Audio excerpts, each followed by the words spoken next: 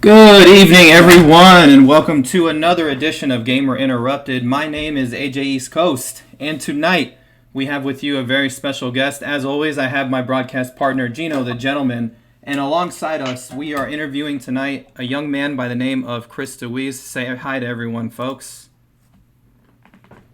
Hello, everyone. What's going on, everybody? How you doing tonight, Gino? I'm doing marvelous. It's wonderful to be back, AJ. Thank you. We got our second week here with Gino, guys. Yeah. All right. So you guys are lucking out tonight. We got a good friend of ours now. Chris DeWeese is here tonight to do a little interview with us, with us about his awesome game, Anti-Pong, and give us a little bit of insight into his life and what's going on with him. Yeah, Chris, go ahead and introduce yourself to the people. Let us know who you are, where you're from. I'm Christopher Luis. I'm from Brazil. I moved here when I was 5. I lived in Texas for grade school. Then after high school graduation, I moved to Florida, came to Full Sail to get a bachelor's in game design to make video games. And since then, like over the last 5 years, I've been working on my own video games and apps in order to make my own game studio after graduation. Your own game studio? Yeah. Are you like by yourself, or are you gonna partner up with people? Looking into working with other programmers, artists, music production people. So like a small indie studio, maybe 5 to 10 people. That's awesome. Chris, I have absolutely none of those skills, but I have a lot of ideas and opinions. I would love to. I contribute nothing. Be like, can you guys do this? Can you make this possible? Hey, honestly though, that is a big part of game design as well. Things have to start somewhere, you know. Chris, tell us a little bit about. You said you've had some experience doing game design before you came to Full Sail. Tell us a little bit about that. How long were you designing before you made the choice to come to Full Sail? I've been designing games about 5 to 6 years ago. I first started by making Minecraft mods and Minecraft server plugins in Lua and JavaScript, and I would just watch YouTube videos on how to do that kind of stuff. And further through development, I wanted to learn how to make my own games. And the first game engine that I found was Unity, and I started using that 5 years ago. And I've played around with it a lot. I've made a lot of projects, and I've released a lot. And since then, I've played around in other engines like Unreal Engine, Love. It's a 2D engine, and I've just been experimenting a lot. For now, I am focused on Unity, and I focus on making games and apps for iOS and Android. And I have about, I think, 10 or 11 apps on iOS and Android so far. Yeah, tell us about the different amount of apps that you have. Like, what are some of the different games? Are we talking like basic, tapping games? We got some. I was telling Gino earlier that you also do some educational stuff too. Is that right? Yeah, so my very first app was I Can Tell Time. Just teaches kids how to tell time. And that app got downloaded over 60,000 times. And it's Wow. used by school districts all over the world. They have it on all their iPads, and all the teachers use it to help their students like learn how to read a clock. And so I have like a few basic educational stuff like that, like apps to teach kids how to identify colors, shapes, app on the alphabet, one for math. So like a whole suite of education apps for like elementary school students. And then I also do games. I have a third-person shooter, Nightmare Shooter. I'm actually working on an update for that. Wow. Anti-Pong, my newest one, that went viral. And I have like a few casual arcade style games. Yeah, man. Well. That was so when I was telling Gino I wanted to do an interview with you, that was the first thing that I told him. I was like, this guy is so mint, first of all, because he's been doing this at such a young age. 13 years old, right, is when you started making these games. At 13 years old, what were you doing, Gino? I was probably, being stupid, hanging out after school, chasing girls. I was kicking ass doing karate, bro. You were doing karate. That's right. I forgot Gino's the I was martial doing arts king. But karate, son. the point I'm But trying to make is at 13 years old, I didn't think, hey, I could probably start a career right now. You know what I mean? well, bro, you make up a good point. I was just talking to Chris before we started streaming, and I was asking him, how old are you? And he said 18. It's crazy. What the? Come on, bro. That's awesome. No, but that's awesome, right? Because like you saw something that you're passionate about and had the persistence to go after it. That's sick, dude. So tell me more. Like I hear Anti-Pong is blowing up. Yeah, man. And that's what's like. Tell us more about that, bro. I saw that you were reported on by numerous articles written about you about Anti-Pong. I saw one, a new take on the classic. They said, tell us a little about that. Have people kind of just reached out to you? How did that all come about, your success there?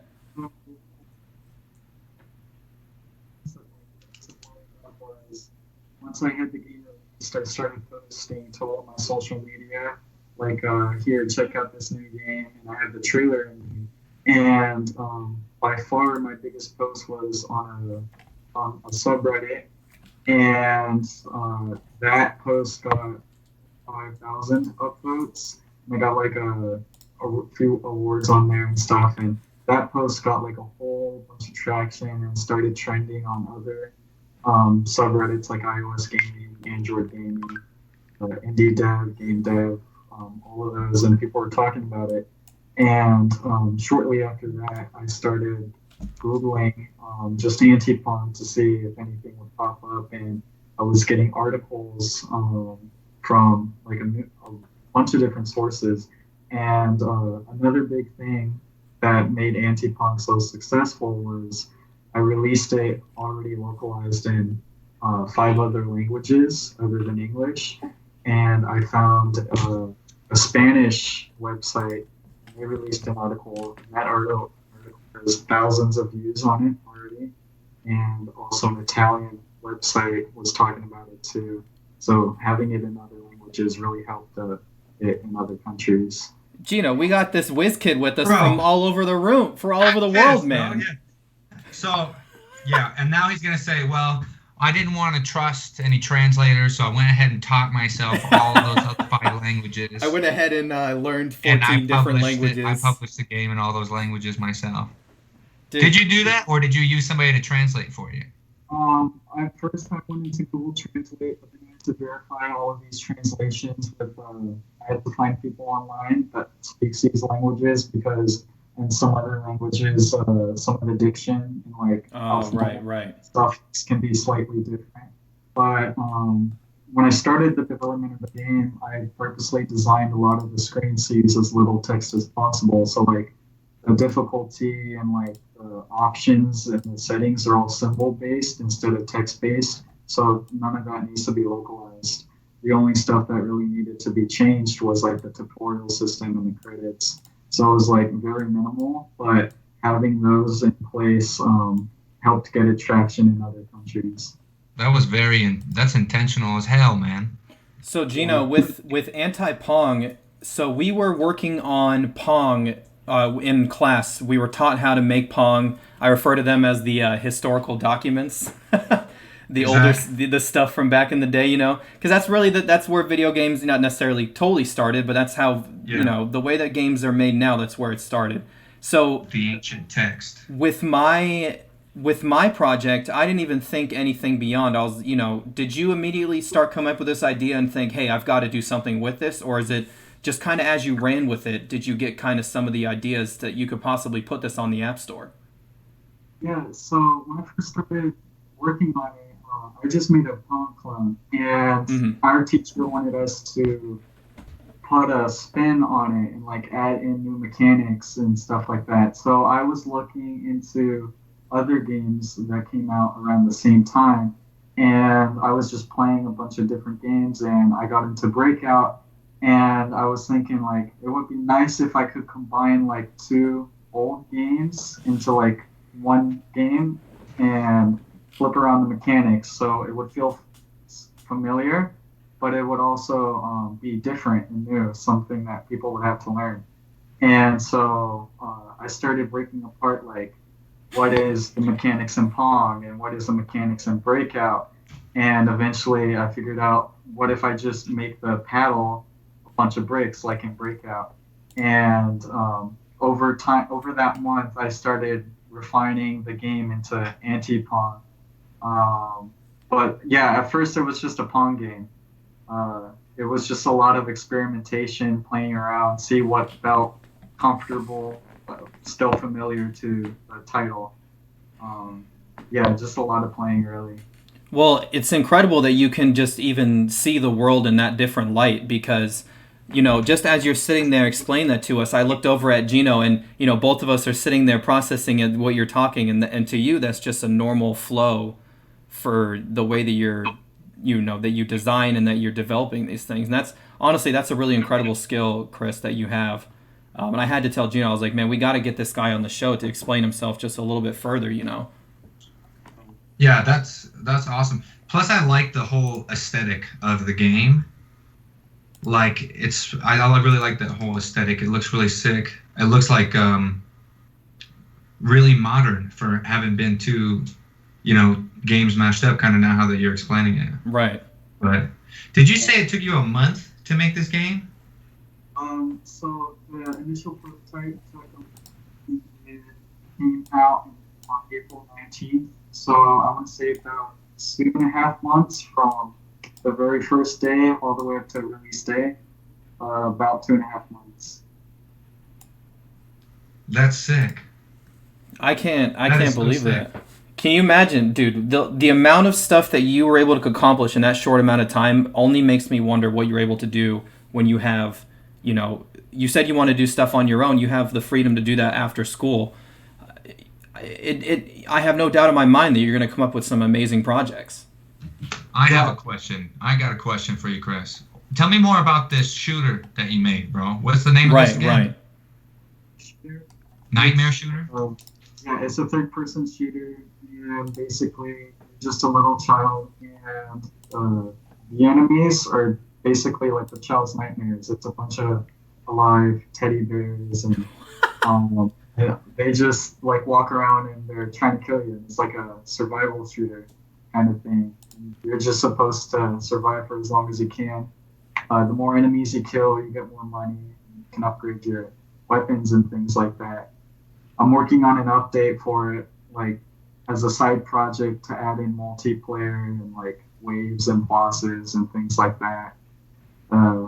Just more content to the game in general, because I made that game a few years ago and it feels more like a demo than a game. Yeah, now that you develop these skills. I'm sorry that the game you made at 16 wasn't perfect, Chris. Sorry that it wasn't the most incredible thing to push out. It's not even a game anymore. Yeah. Right? Well, where I'm at now, it's not even a game. It's a demo. We've got two comments in the class from Dito DiBiase, another friend of the channel who is a Twitch streamer as well. He said, I actually saw some weird types of Pongs when I took that class as well. Not going to lie, it was interesting. And Bart the Bowman says, I remember that class that we worked on Pong, the good old days. That's awesome. So, that is so awesome, dude. Chris, go ahead. I got a question for you, Chris, real quick, if you don't mind, AJ. Go ahead. What's your, I don't know if, do developers have a preference? Do you have a game style that you prefer? Where more like anti-Pong or more like the shooter or RPG type stuff? For me, it's whatever I find that I'm fine with playing. A lot of this design stuff is just playing a lot, not really thinking about design, but thinking about like, how did they do this, and breaking everything down. I play like a lot of different games. I'll play shooters, I'll play RPGs, I'll play racing games, and as I'm playing, I'm just focused on like all the tiny bits and pieces that make it a game. Because when a lot of people think of like game ideas, they're like, oh, what if we made Skyrim, but it had this instead. So they're thinking about like a big general theme, and there's not a lot of variation that can do. But if they're able to break it down into like, hey, what if we take this one mechanic from Skyrim and mash it up with this other mechanic in this other game, like Doom? Now you have a completely new mechanic, and you're able to do something with that. Kind of like how in Downwell, the main mechanic is the gun boots, and after you have the mechanic, you're able to design a completely new and unique game around that. Oh, that's sick, dude. Well, that's The incredible. way that you described it is exactly how I've described every game. Skyrim, but with something. Well, with some dude, and Skyrim, honestly, but with something. that's amazing that you're even thinking to combine those two ideas together. You know what I mean? Because people have been doing that with music. They've had cross genres with film, but I don't really know of too many people that decide to take, you know, what can I do with this game and how can I do it in this another game? You know what I mean? To me, that's an incredible thought process. Yeah, I feel like you're able to get a lot of interesting and definitely unique ideas that way. Something that has more variety, never been done before. And overall, I think it just can make a better game instead of feeling like a clone of a different game. Well, for everyone out there, I really highly recommend heading over to the App Store and checking out Anti-Pong. It's incredible. Chris also has a lot of other games on there. I think, did I see a total of 12, I believe? 12 games or something like that? All kinds of different genres and different things that you can do. We talked about stuff that you wanted to do post-graduation with yourself. Can you talk to us a little bit about Modern Programming, the company that you work with? Yes.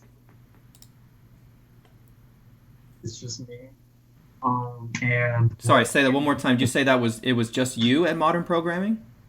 just me on Modern Programming. I do all of my marketing. I do all of my development. Everything from start to finish.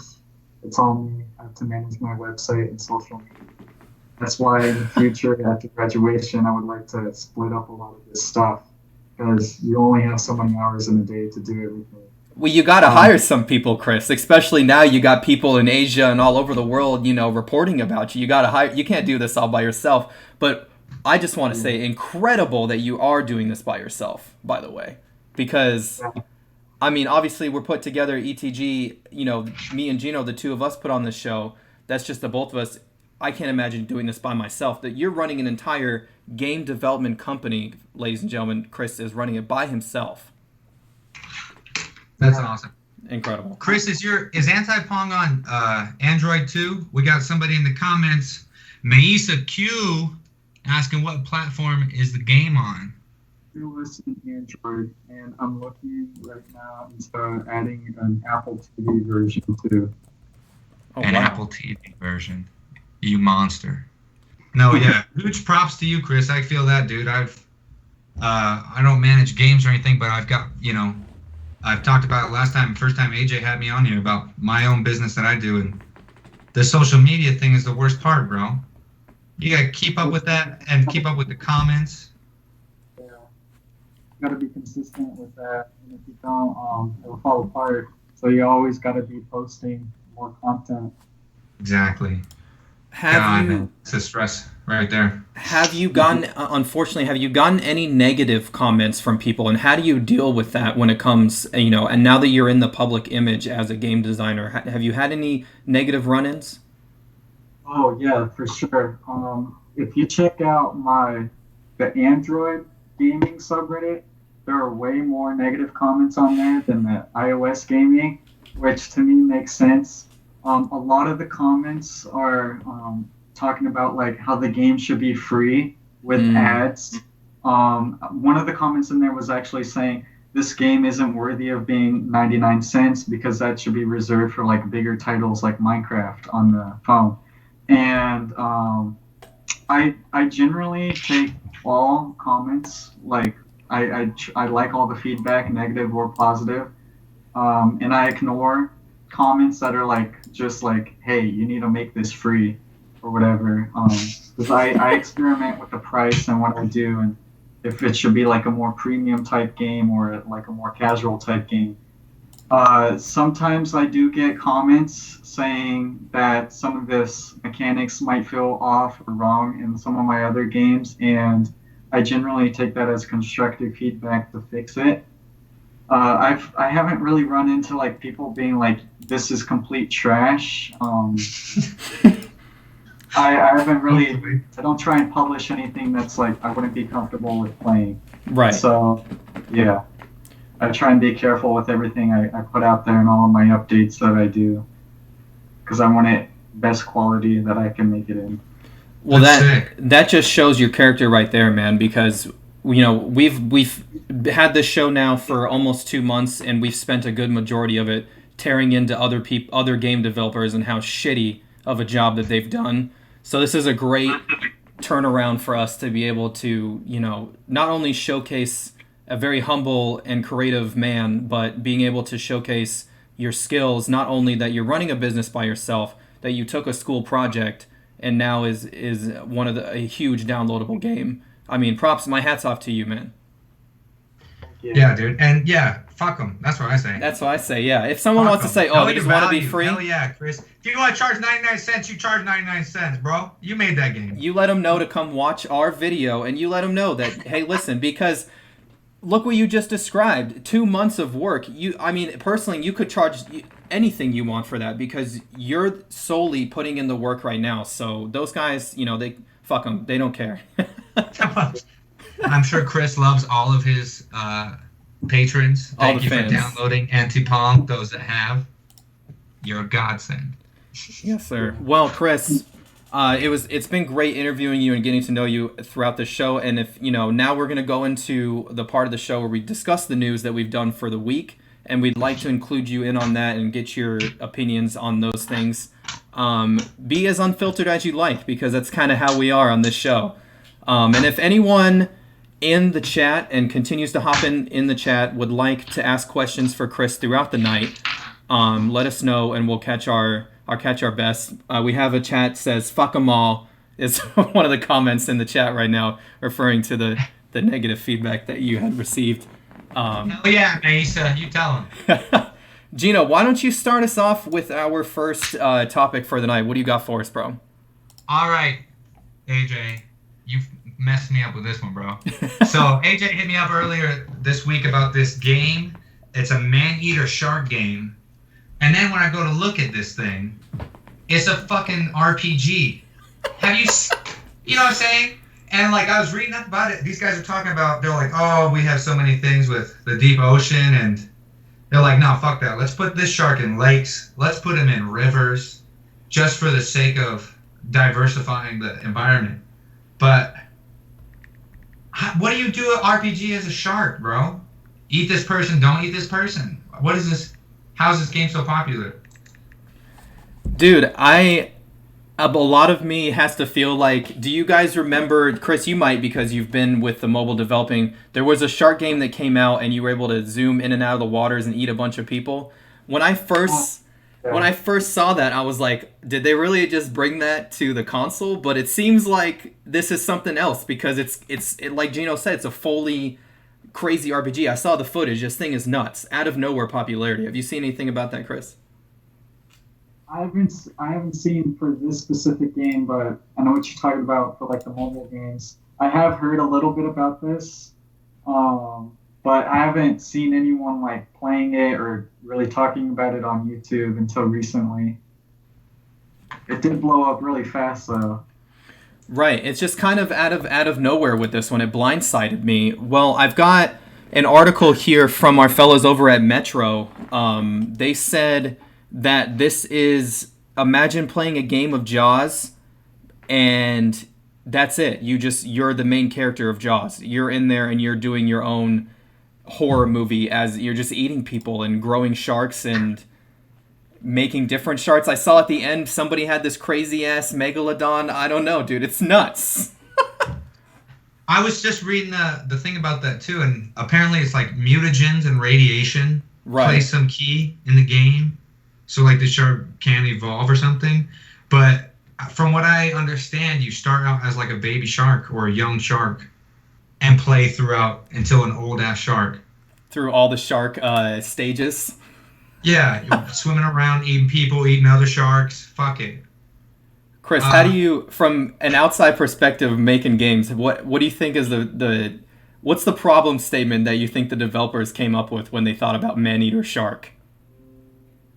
Um, I'm not sure. So for this game, it, I want to say it feels like a clone of what they have on mobile, but they needed more content. You know, uh, you can't really bring that mobile game into like console and PC until you add more content. And Which was something I was so afraid that they were going to do anyway. yeah, and the games that have like the most amount of content is RPGs. So I guess they're like, all right, let's add in as much as we can and fit everything around the shark theme. It's a interesting idea.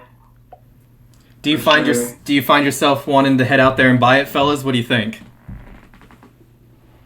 I don't know if I would play this. Just a moment. Oh, apparently Siri wanted to play too. Just a moment. Just a She moment. said, "Hold up, Siri Chris." had something to I say don't know, about man. that too. I feel like I would definitely play it if I was hanging out with somebody who had it. Right. I don't know if I'd spend my money on it, but I like that I was reading in here that they were concerned about, like, how do you make the shark the protagonist? How do you make the shark feel like you're rooting for him and it's not like just some mindless animal that you control eating people? I don't know. Is there really a way to do that? I have no idea. That is literally the only reason why I would be interested to like play the game. Is like I want to see what they did to like make me feel attached to the shark. Right. I love the anti-hero story. Remember I was ranting about like Darth Bane or something the other day to somebody, and I was like, anti-heroes are the best. I could probably get in on a shark game, dude. But I can personally, I definitely see it coming to like one of those free to play, releases, maybe like a PS4 thing.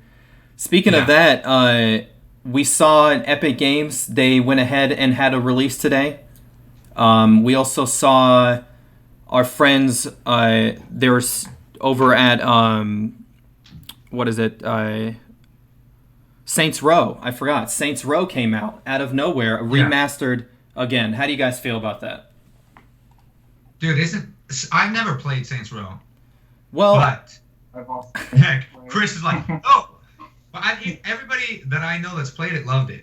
me personally, I haven't checked it out either. From what I understand, it's a little bit more of a goofier version of Grand Theft Auto.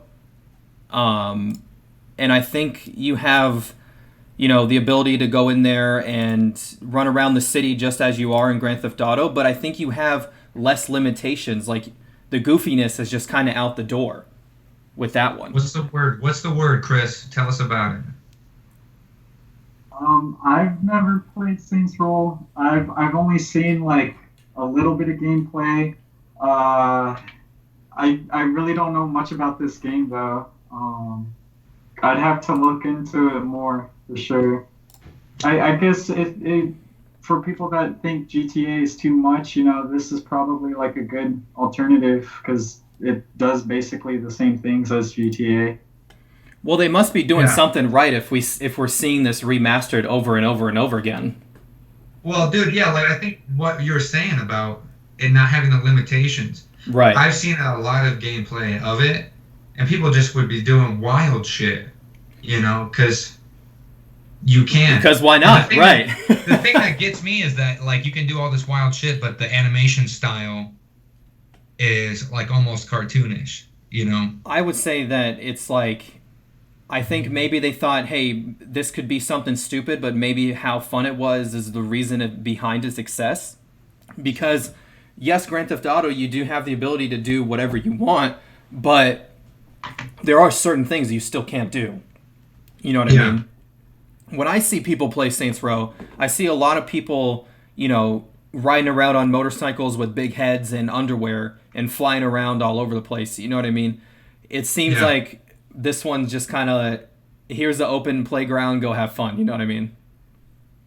Did they, because I don't know, but do they have that online, like how they have GTA online for Saints Row? I don't know. That's something I'd have to look into. I'm not sure if any of our viewers know, but that was something I would imagine Anybody so. know? I would imagine so that would be a big online part. Did you know anything about that, Chris? No, no. Well, if you guys are Speaking of games, dude. Speaking of games releases and everything, we were talking about. We had Dan on here the other day, and we're ranting about the anti-cheat stuff. yeah, over there in our friends at Valorant, huh? Yeah. I just saw too that they stopped the beta today. Yeah, man. After that super long beta, it finally comes to a close. But now they're saying they're taking an aggressive approach to this anti-cheating thing. Chris, a couple weeks ago we talked about Call of Duty having a 2-factor authentication. Like, go fuck yourself. What does that do? It doesn't do anything. What do we got here with this aggressive approach? What more can you do? We talked about this before. What more can you do to stop cheating? That can be taken a lot of ways. With the anti-cheat, that blew up. I know a lot of people aren't liking the anti-cheat that they put in. The 2-factor authentication, I know Ubisoft does that now for Rainbow Six Siege Ranked. I feel like that doesn't really protect your account from letting you cheat, but I feel like having more code in place to detect this kind of cheating and more balance for the game to lessen the amount of cheaters, because if cheaters are easily able to no clip through the map or obtain a weapon, that would be even better. The game developers would need to figure out how to balance that and make it so either banning the cheaters and having better detection for that, or moving the cheaters into other lobbies with other cheaters, kind of how Warzone's doing.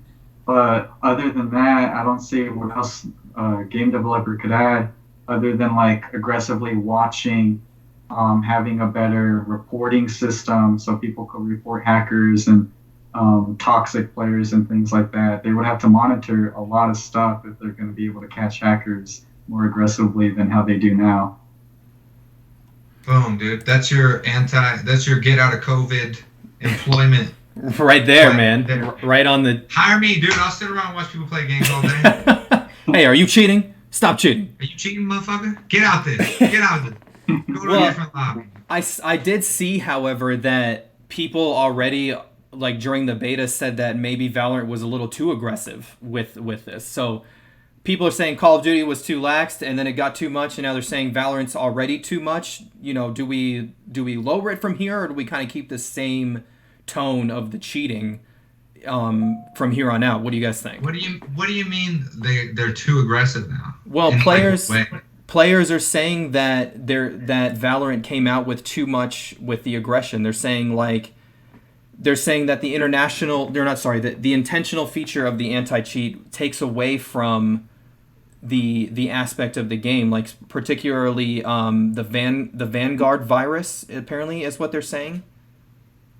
The virus. Yeah, they're saying that there was a lot of false cheating being a little too far, and people were being banned or being caught cheating when necessarily they might not have been cheating, or if they were were dealt a punishment they felt that wasn't good enough for what they did. But here's the thing. Exactly. If you're gonna break the rules, don't be mad at the punishment. You can't go kill somebody and be like, "Oh, I can't do 50 years in jail, Your Honor. I don't think that works for me." Hey, I was okay with the punishment of moving me to a cheater lobby and just playing with other cheaters, but now I can't play the game, bro. Don't fucking cheat. I don't know. Exactly. And then I don't know. I'm a more of an extreme personality, I guess, dude. If we didn't cheat, we wouldn't be having this conversation in the first place. So maybe, why are you playing the game? To cheat, right. What's the point of that? Chris, how would you feel if somebody made a shit ton of cheats and just shit all over one of your games and did whatever they wanted? That's disrespectful, bro. You're right.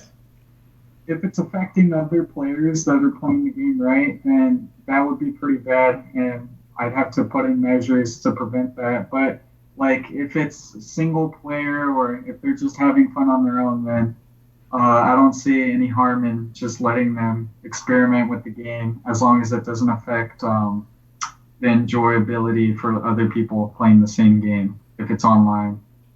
Right, That's and I'd have probably to. why we have 8 million mods for Skyrim. You know what I'm saying? Well, Yeah. I'd And have I to. got 'em all. I'd have to agree with you there, Chris, because cheating nowadays is no longer in the view of back in the day, type in a few different buttons and you got special health or unlimited ammo. Now it's I'm gonna cheat so I beat everybody in the lobby and my KD and my stats are super high, which is about the douchiest thing that you can do on online gaming right now. Yeah, I agree. Well, Gino, we also talked about Epic Games. They released the Borderlands collection, Borderlands 2, along with the prequel, the pre-prequel. I'm not sure how they do it. Those guys are goofy over there, but yeah, they got the Borderlands for free now on Epic Games. This is what 3-4 weeks in a row that they've released these heavy hitters of games.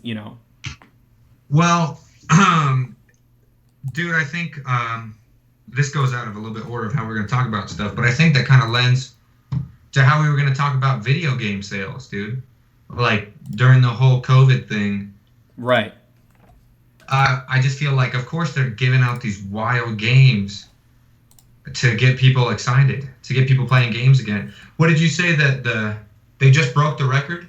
Right. Yeah. So that was we can segue into that topic.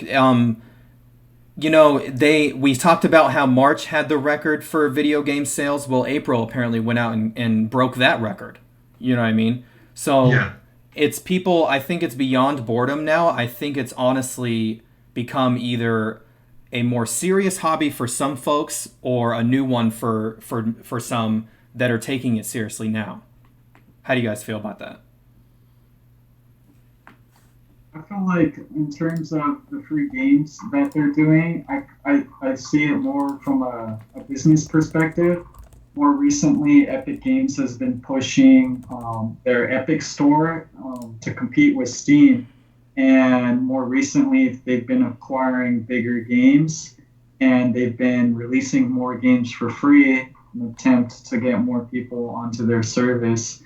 Me personally, I keep logging in and I keep getting all their free games. I haven't been playing a lot, but I can tell that it's working for a lot of people because it's pulling in a lot of people that would usually get games on Steam. Now they can just come onto the Epic Store, and that's further enforced by it. Now they have a coupon now for $10 off, and they're really trying to get more people to buy games on their store. And I feel like all of the Fortnite money that they've made, they're really able to push their own competition towards Steam. Well, yeah, I'd have to agree with you, from the business aspect as well, because if I'm going to finish Borderlands 2 and then I play the prequel, I'm going to be like, well, there's a third one. I might as well just go buy that one now, Bam. But, with April, they knocked it out of the park with video game sales with 3.2 billion units digitally sold. Obviously people aren't going to GameStop and the other things as much, but that 3.2 billion digital games downloaded, to me, that's insane. Corona and COVID has fucked our world to another level, but it seems that our hobby and our industry has really taken off during this time. I wonder, I'd like to see, like, if there's a statistic for, since this started, how many people started streaming more on Twitch. You know what? That would be something interesting that we'd have to look up. We'd probably talk about that for next week. Because, look, I mean, we've been doing this, for a little over 8 weeks now, Of course, we've had this platform for a while, but this has given people the opportunity to do this a little bit more intensive, Well, and think about, like, they're giving out free games. Right. You're basically giving out free content.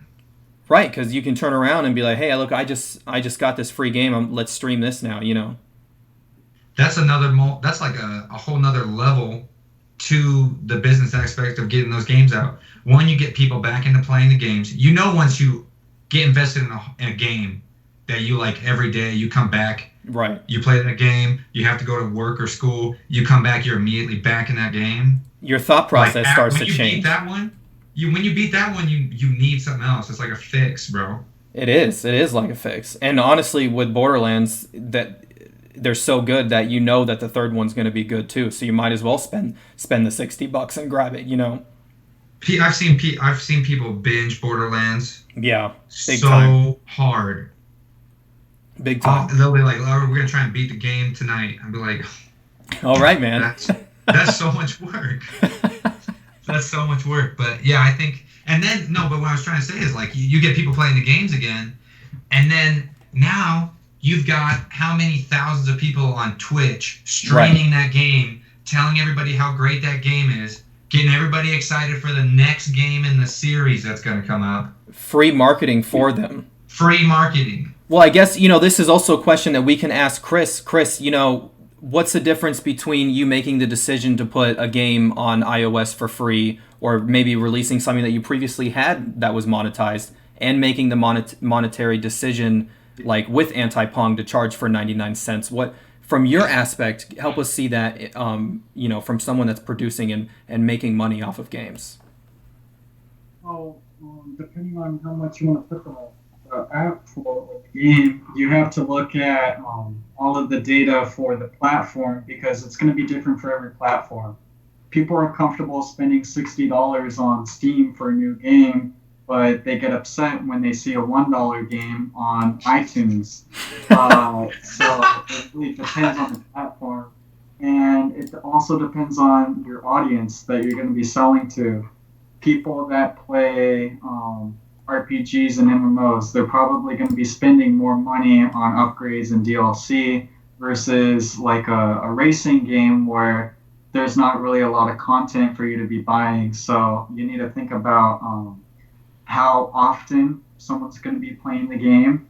So in a casual game, someone's going to be playing a lot. So more casual games, they're more likely to be free with ads. And more complicated games like Minecraft is going to be paid because that's just how the audience is and the genre of that game. So you have to take into account how long people play for it and who's playing the game. In my case, I wanted to go for a more premium style game because I'm trying to push this game up onto the Apple Arcade, which does more premium style games. Well, we have no doubt in our mind that you're going to get up there anyways, especially how fast the Anti-Pong, the way that it is now. But we really appreciate your insight on that, and giving our viewers a different view of things more than from the consumer level. Right then, with this next topic, Chris, as you know, I am a veteran. Gino is a veteran as well. We have a lot of people, veterans that watch this. ETG Actual is a veteran-owned company, as well as we have active duty service members as well. Call of Duty, they have started a partnership called Call of Duty Endowment, and their main mission is let's get veterans back to work, and it gives people the option to basically network through the different careers that are available for veterans, like Corporate America Supporting You, Operation Job Ready Veterans, the Salvation Army, Veterans Inc., the American Veterans Association. Everybody basically has their hands now in this Call of Duty Endowment charity. This is something, that's really incredible to be able to help get veterans back to work and get the Call of Duty name out there. Besides, this is, in my opinion, it's the first time that we see Call of Duty acknowledge the military on a larger scale than they're trying to market it. That's what the point that I'm trying to make. Huh. How do you feel about that, Gino? Do you think that that's interesting, dude? I never thought about that. I never thought about like if Call of Duty actually does anything with the military or for the military. Right. But they need to I think they should just do something out of the Valorant playbook, bro. Hire a bunch of veterans to watch people cheat. You know what I'm saying? Well, who knows? I'm telling you, this is a plan. This I'm partnership creating jobs out here, dude. with the Gino's the new job maker. This partnership with Call of Duty definitely could give that option up there. You know what I mean? There is definitely the platform for veterans who not only spend a lot of time behind the computer and play games, because a lot of people like to pass the time for that too. The skills that they have can then be implemented into the video game industry. Chris, alone at school, we have at Full Sail University 2,500 veterans attending that school.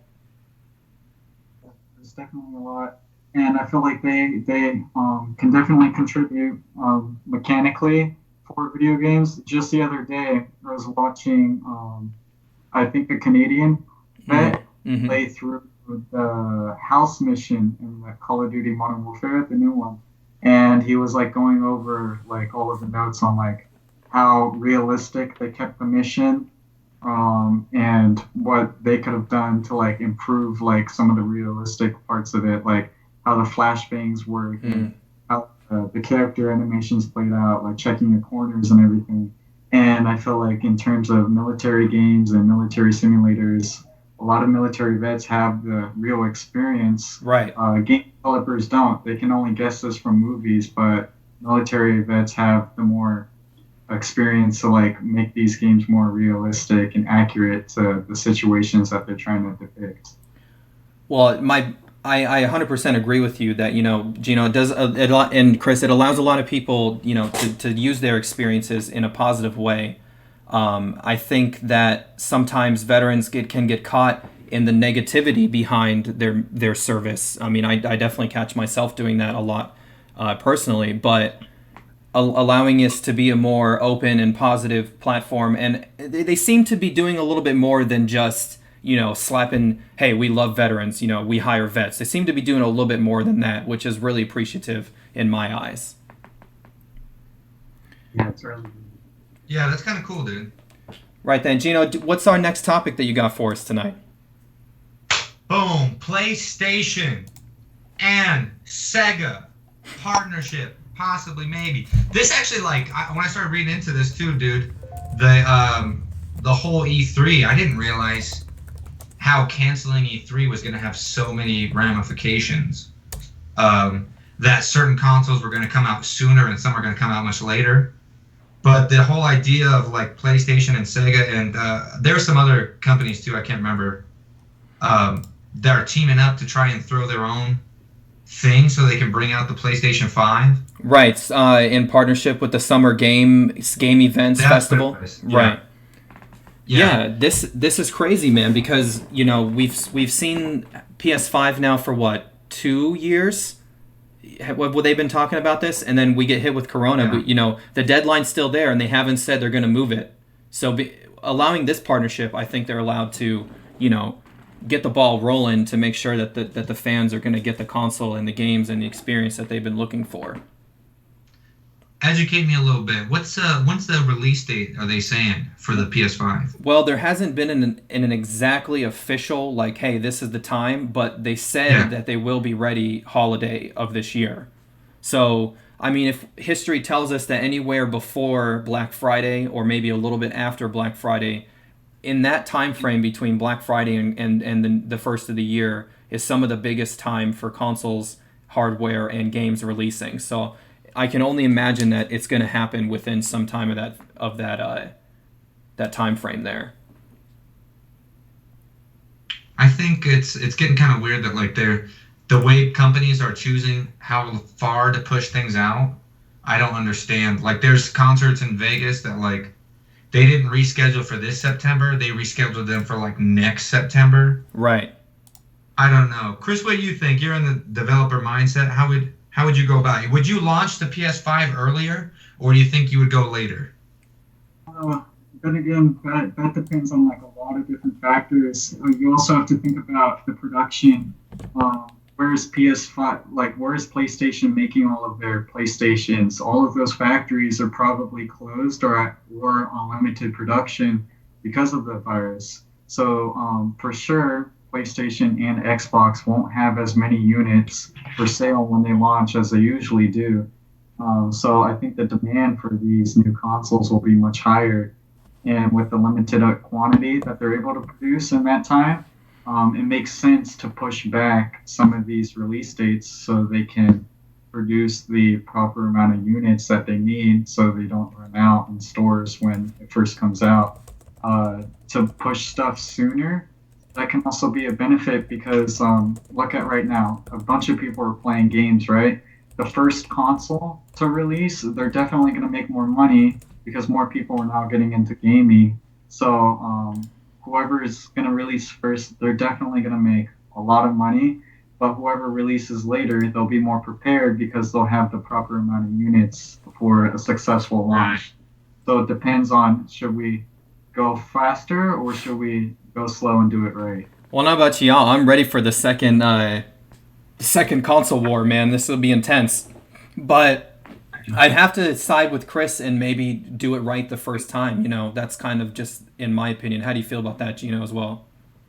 I love having Chris on the stream, dude. Chris got a lot of good points. He comes in with the facts, man. Beautiful insight. I like that.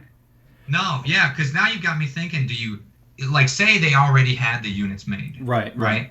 Say they already had them units made. Do you risk it, launch it now, and have the excitement and make a lot more money than all the other consoles right now? Mm-hmm. Right, but by the time Christmas and New Year's rolls around, the hype dies, and the hype for the other consoles will rise. And I don't know. I think good luck, PlayStation. I got big hopes for you. All right. I want you to succeed. One thing that we say over here at ETG, just please do not fuck this up. Exactly. Right. Well, and that brings us up to another thing. Please don't fuck this up. You're telling me about NetherRealm games, bro. Yes, NetherRealm Studios. Outside of moving beyond Mortal Kombat. Well, what are we looking at? 20 plus years, maybe more than that, of a Mortal Kombat franchise? And my first thing that when I read this was the storytelling. You guys over there at NetherRealm and the Mortal Kombat, the stories are all over the place. They're crazy, they're fun, they're intense. The gameplay goes well with the stories. They have these little movies and cinematic things that go within there. They can take that and bring that into a whole nother aspect with developing new games. That was my first initial thought when I saw NetherRealm Studios. What about you, Chris? What do you think? Are you excited about that prospect? Yeah, I'm excited. I think studios branching off, doing other things is a really good thing. You can look at Project Red. They're about to release Cyberpunk, and right. A lot of stuff is similar, but it's a completely different world. And a lot of that storytelling skills that they brought with The Witcher, they applied to Cyberpunk. So it's interesting to see how studios are able to take the skills that they have and apply it into different types of games. So I think it'll be interesting to see whatever they can come up with the skills that they have right now. I think that they're starting to see the world in a different light. I think they're starting to see that that there's other opportunities out there than the same old stuff. You know what I mean?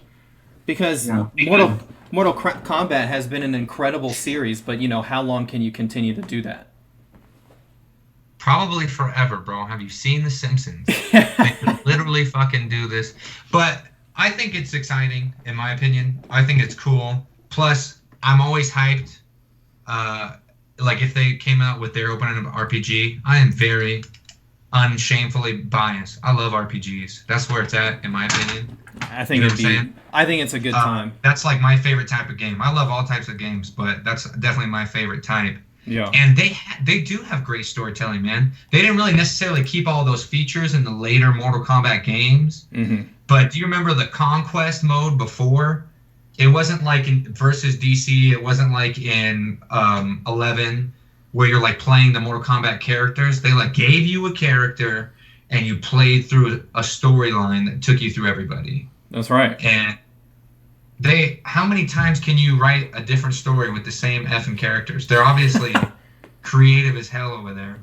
And they've been able to play with so many different styles with that one game. You know what I'm saying? Yeah. Imagine what all that knowledge is if they try to apply that to a different type of game.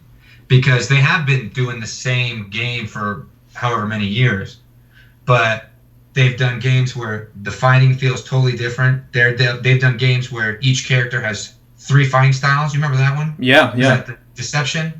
Where you could switch between 2 fighting styles and a weapon? That's right. That was sick as fuck. They've had chess. They've had... I forgot about that. That's right. You know what I'm saying? I'm excited to see. It unlocks the whole world of potential that these guys, are able to tap into. So we got one more topic. We usually kind of throw the obscure topic in there, the sports-ish topic, because we know you got Gino, big sports guy, and everything like that, throwing up the muscles. Right before we roll it into our top 5 for tonight, which also have to do with sports, I thought we'd kind of segue into that. Obviously, there's no fans in stadiums right now. We haven't been able to do that. One thing that has slipped by the radar is professional wrestling, and I'm not sure how that was possible, but that's a topic for another time. But have you guys seen the footage? So All Elite Wrestling, for their pay-per-view, decided to put on a stadium stampede match where they used the empty Jaguar Stadium as a fucking battlefield. It's the craziest shit I've ever seen. So, that's badass. And, I appreciate any time that people get copious amount of people together to fight. I'm always about that. And I think that, AEW, WWE, like, they know what they're doing. This is obviously a very professional company that's been doing this kind of stuff, managing athletes and performers and teams for decades. I feel like they've probably done something along the same lines as what UFC has done, where they've taken the necessary precautions so that they can throw like these kind of events. And I guarantee you that all those wrestlers have been tested for the COVID and all that. I'm sure if anybody was able to get their hands on some tests, oh yeah, they were able to get their hands on some tests. It doesn't surprise me. I really appreciate that they are taking the extra mile to not only ensure that their employees, their talent, their wrestlers, everybody is being safe, but also to still be able to put on a show, especially something as ridiculous as fighting all over a football field. At one point they had a guy ride a horse down the 50-yard line. Yes. I would definitely recommend, going on YouTube, everyone head out there and look at the highlights for the Stadium Stampede, give them a shot. Tony Khan and the owner of the Jacksonville Jaguars, thanks for letting them have, basically said head out there and have a good time and beat the shit out of each other all over the place. I loved it. From there, that brings us into our top 5 segment of the week. Gino and Chris, we have the top 5 sports games of all time. Gino, why don't you start us off with your number 5? Okay, my number 5, and this will be the only Madden on my list. I'll let you know now. Okay? Like, all right, football is all right. All right, it's much more fun to play in real life. That's all I'm going to say. But Madden 25 was the shit. I love Madden 25 because I don't think I ever played a game in that wasn't the All-Stars or like the Goliath, I forget the name of the team, and the Madden 25, dude. Something about having Jerry Rice and John Elway on the same team gets me fucking pumped. If you didn't know, there's the man. There he is. Okay? Anytime I get to be Jerry Rice, it's a good day. Madden 25, dude. Madden 25. Chris, how about you, man? What about you with number 5, a sports game? Number 5, can I put down Rocket League? Absolutely. That's a sports game. Why not? It is a sports-style game. Listen, I know Gino's a big fan over there at Rocket League. That's honestly, what an incredible game, especially in the esports world. That game is nuts. That's another one. I knew you would pick that because that's a mashup one. That's like, how do we take racing and soccer and put them together? That's right up Chris's alley. Right up Chris's alley. For me, man, number 5. What's your number 5? Number 5 would have to be, since we talked about wrestling, it's going to have to be SmackDown versus Raw 2006. Oh. Dude, nothing for me has ever done it in the wrestling world. You've got the Creative Suite, perfect. All the mechanics were great. The career mode was fun. I don't know, in the last 14 years, someone somewhere decided, hey, before we release that, make sure that we break it before we release it. Beforehand, that wasn't the way that it was with SmackDown versus Raw. You know what I mean?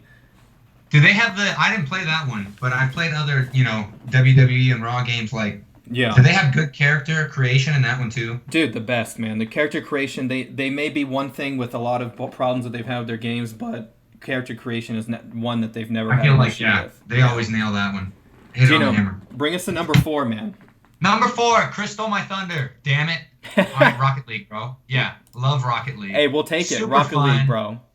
It's the shit. AJ and I have played the shit out of that game That's when true. we were in Japan. Yeah. We had like 35 people Right. in a house. And It's a just good going through game. Rocket League. It's a good couch party game, man. It's a good time to Yeah, spend time totally. with each other. Absolutely. Dude, for me... What do you got, Chris? Oh, go ahead, Chris. I forgot. Go ahead. Number 4. Or I'd probably put down Tony Hawk's Pro Skater. Chris! Yes! Played that game a few times, and I saw that they remastered Yes. the game recently. I saw Tony Hawk playing that a week ago or something, and it looks really good. I like that they kept all of the old animations in there. It's really nice. I knew Chris was our boy, dude. Hell yeah. We had that same reaction when we brought up Tony Hawk last week. Yeah, we were all about that last week, dude. Dude, for me, number 4 is going to have to be the NHL series. Specifically the 3-on-3, the arcade. So much fun, dude. You got these huge Goliath dudes skating all over the place, crashing into each other, being able to fist fight each other in the middle of the hockey fight. You talking about yeah. I know you're Dude, talking about. I love it. Such a good series, man. I love the NHL series. I look forward to them every year. They do such a good job. They have their issues, but they're so much fun. Another good couch game. Gino, number 3. I got all excited. I misheard you. I thought you said the NFL. I got really excited because my number 3 is Blitz. If you ever played yes. Blitz, I'm throwing it back to when football N64 players were all giant cubes. You know what I'm saying? And you could put in the cheat codes on your Xbox and you run around with a fucking horse head because you're a weirdo. Yep. Blitz was the shit, dude. You would be literally suplexing people on the field. You would accidentally make the other person score a touchdown because you wouldn't just tackle them. You'd grab them, swing them around a few fucking times, and throw them 5 yards. Chris, did you ever see the footage or play that game? It's nuts. After the whistle, you could just go over there and take some guy's head off with a drop kick if you wanted to. Blitz is the shit. I love it. That's how football should really be. All right, I'm writing a letter. I'll write a letter. All right. Chris, what do you got for your number 3 game, man? Sports of all time. Sports, and I guess Wii Sports Resort. Yes. Yeah. Really, really fun. Timeless game. Those games are so timeless, man. I love that Wii Sports can be active and it can also not be fucking active. Right. You know what I'm saying? Right. You've got people that bowl and they're that. They're doing all the moves. Like my grandparents, bro. My grandpa would be like, this. I threw it. fucking yeah. Way to go, Wii. Well, that brings me to number 3. I was to go off of what Gino was talking about, the Blitz series. MLB did a series called MLB Slugfest, which was the same thing. A lot of it was focused at a lot of pitcher versus batter fighting. You get hit by the ball and you just get pissed, start smashing the bat, go over there, punch the ump in the face, go take out, hit the pitcher upside the head while you're running. I'm googling this fucking game, dude. While you're running down. down. You can do that in baseball? MLB Slugfest, yeah, man. When you're running down the freaking baseline, if you want, you could throw an elbow to the first baseman, knock him out, I'd watch baseball if it was like that, dude. Number 2 for us, Gino. What do you got for me? Number two I've got is NBA Streets Volume 2, bro. If you play Streets Volume 2, yes, so good. You could literally have a team of 3 players. And you could be fucking Michael Jordan, and Michael Jordan, bro. That you could alley-oop out. Have you ever played that game, Chris? That's the older PlayStation 2 game, I guess. But that one was the shit, dude. You could combo shots. You could do things that you cannot do in any other game. I still feel like Street Volume 2 is my favorite basketball game that's ever been made. And I still have a PlayStation 2 for that and for Battlefront 2. That's like why I hold on to that fucking old ass console. Hell yeah. Well, give us number 2, Chris, for you.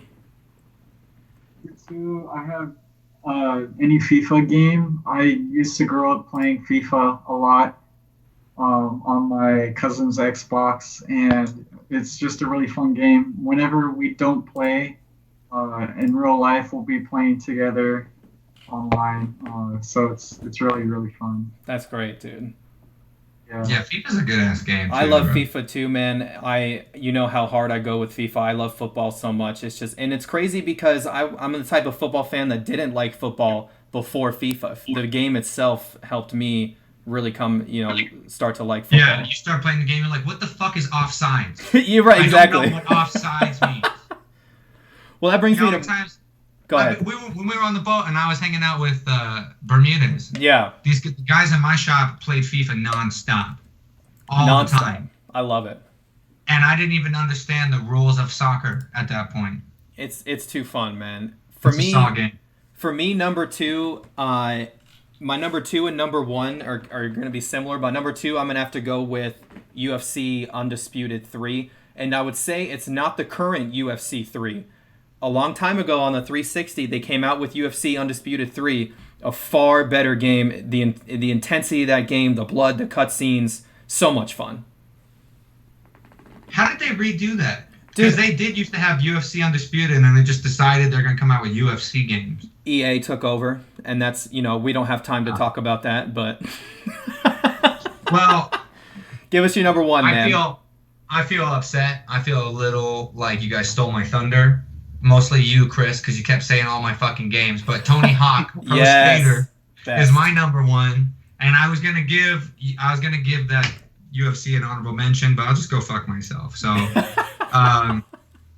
those are excellent games. Obviously, we all like them, dude. We love them.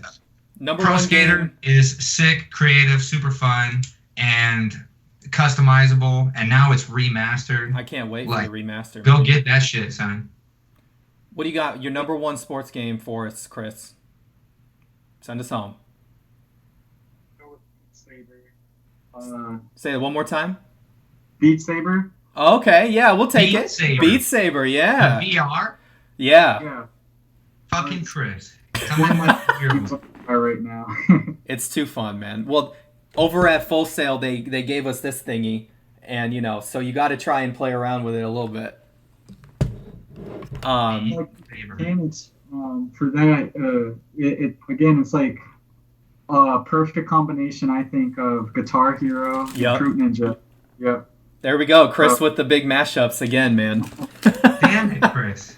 Dude, for me, my number 1 game is gonna have to be Fight Night Round 4, dude. I love that game. I loved everything about it. The best boxing game, in my opinion. They came out with one afterwards. It wasn't as good. I'm really pissed that we didn't get a boxing game for this console series. Hopefully we'll get one for the next one. Because I don't know about you, man. I've been emailing people, bro. I have been emailing people. He's writing letters, bro. Why can't you just make a game where I can do this? How fucking hard? How Chris, hard? make me a game. I want to be able to do this. That's all I want. I want to be able to play as Tyson Fury, and I want to have the option afterwards to sing American Pie after I win or not. And it's bullshit because we haven't been able to play boxing games in like 10 years, There's so... Exactly. I love Tyson You're like, Fury. I want to be Deontay Wilder and like kind of box. Right. But I'm going to knock people out. Yeah. Good. Well... Damn, that'd be an excellent game. Those are our top 5 segments for the week, ladies and gentlemen. As we are winding down, if anyone has any other questions for Chris, as we're trying to find a person to raid tonight, I'm going to cut over to Gino and Chris. You guys take us out. My name is AJ East Coast, and it has been so much fun hanging out with you guys and having this interview with Chris tonight. Gino, Chris, take us home, man. Gotcha, big man. Thank you, AJ. Stick with AJ us. East Coast. Also, shout out, real quick, some gratitude to AJ for bringing me on in a similar way, Chris, that you did. I came in for an interview, and now AJ lets me be a part of the show and curse weekly. So I appreciate that. And thank you, Chris. You wanna shout out anybody or shout out a game or something? if y'all want to check out Anti-Pong, it's on my website, Modern Programming. Carla Dominguez, she did all of the art for the game. She did the logo. Really great artist. But Hey, yeah, Carla. one. Well done. Absolutely. All right. Again, guys, if you have any questions, hit up in the comments. Thank you guys yet again for coming to watch another edition of Gamer Interrupted. Enter the Gamer Actual. Being here with AJ East Coast, with Chris Luis, and Gino Pardini, an actual legend. Thank you guys for watching the show this week. Are we raiding anybody, AJ? We are ready for the raid. We're gonna raid our fellow True Howley, another veteran. So you guys hang out for us, and thank you guys so much for tuning in.